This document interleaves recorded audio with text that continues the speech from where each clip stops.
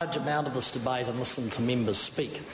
And as one of the Canterbury members like Ms Adams, who represents, or in her case, mostly rural, in my case, a semi-rural electorate, it is interesting to note that there are those in the community, of course, and this is what to some extent this debate has degenerated into some sort of name-calling, labelling exercise. There are those, for instance, in the community who love to live off the back of our rural constituents, who love to live off the back of the revenue that they create, of course, but then, when it suits certain people, they put the boot in and they bag them. This crew over here, and it's very interesting that the Minister of Conservation, a cabinet minister that nominally resides somewhere in my seat, we're not quite sure where, has not taken a call on this. Kate Wilkinson, somebody said, has not taken, maybe she's dropping acid, folic acid that is, somewhere, sir, in this place. But it's interesting that the Minister of Conservation has not come down and has decided not to take a call on this because, of course, that member does not like to front up on the hard issues. That member has been rolled so many times in this House, sir, that she probably, and I sympathise with her, she probably has decided, raise the white flag, I'm out of here, I'm not speaking on it. But I could be wrong.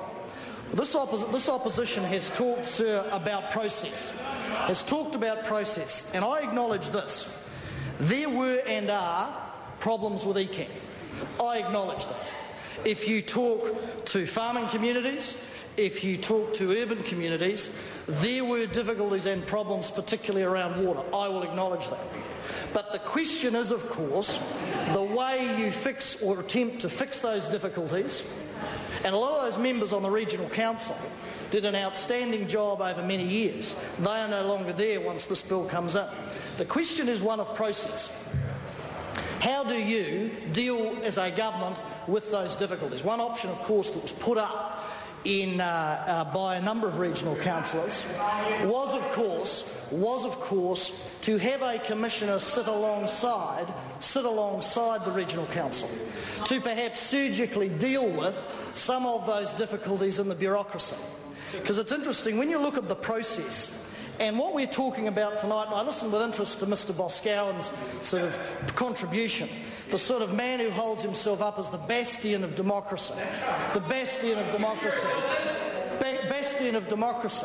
who then stands in the stalls along with his leader Rodney Hyde, who was celebrated for many years being Parliament's sort of independent man, a man who believes that minorities should be represented, a man who believes in the democratic approach, a man who says repeatedly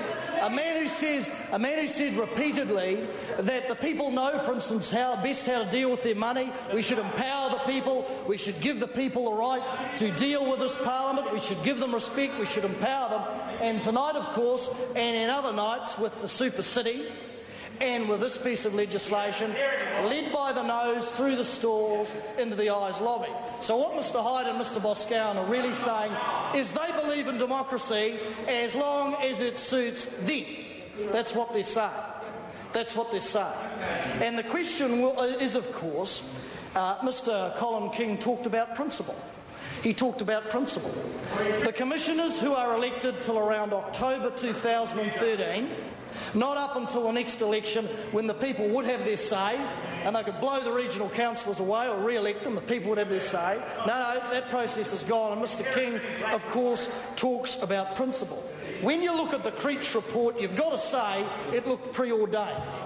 They had 80 submissions, none from the public, of course. They talked to 20 people. It was to 20 groups.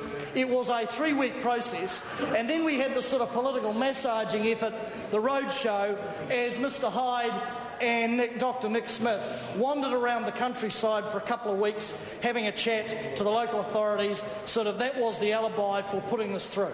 Another interesting point. Dr Smith told the Labor members and Green members this morning, of course, that this bill would not be implemented till roughly sometime in May, possibly the end of May. He didn't know himself at that point when this would actually come and be enacted, because it is required to be enacted, commenced on a Gazette notice. There has to be a transitional period. Well, here's the question. I'm reliably informed that the Local Government Select Committee has an extremely light agenda, feather light. It could have been called together tonight, it could have been called together tomorrow, and people and groups could have had their say. And why would this government abrogate their responsibility and guillotine that? I suspect exactly the same, and I'll adhere to your ruling and I won't elaborate, exactly the same mentality as this government exhibited over the 3 Strikes Bill. Kill off any opposition, do not allow anyone to have a say, ram it through as quickly as possible, and then hope that all is well. Well, there is a principle, sir, and I'm one who will acknowledge the economic benefit of irrigation. It has given massive benefits to my electorate and other parts of Canterbury, massive benefits and massive economic growth. And I will be balanced enough to say that publicly without fear or favour. But I will also acknowledge there have been problems. One of the biggest problems, as David Parker pointed out, was in terms of the Dr. Nick Smith sitting on his hands for 18 months in respect of the national policy statement on water quality. And Dr. Smith got up and said, well, what did we do for 9 years? Well, that's a fair call. But the question also goes back the other way.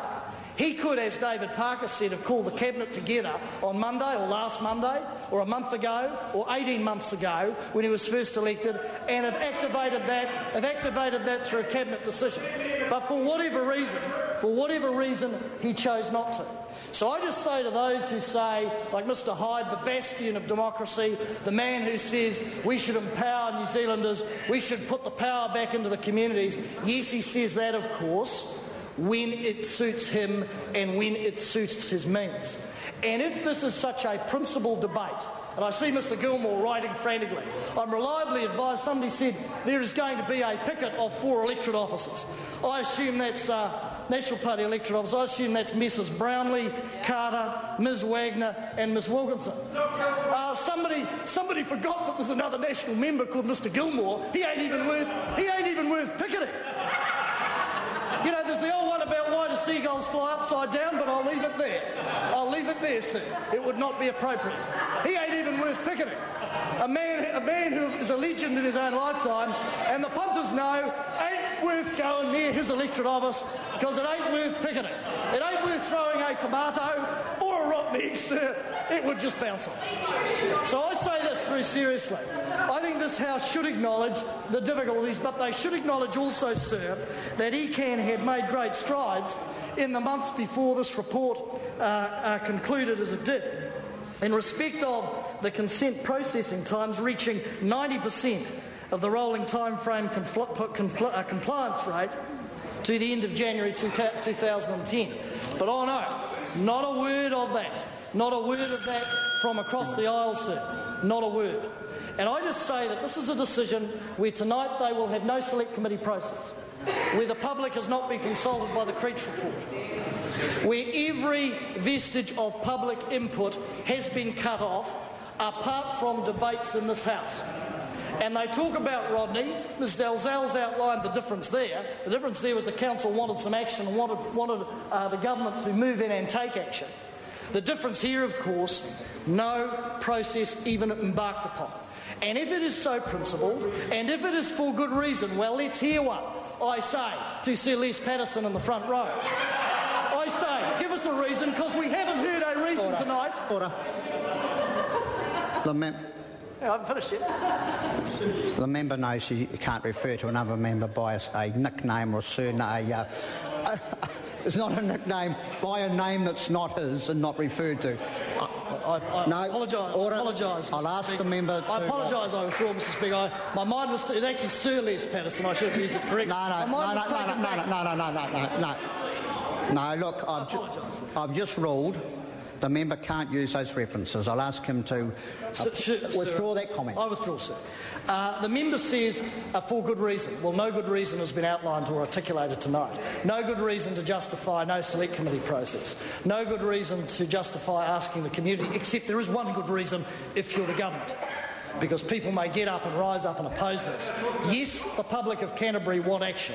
Yes, I think they want decisions through the regional council, but they also guard their democracy. These are commissioners who will have the power to rate.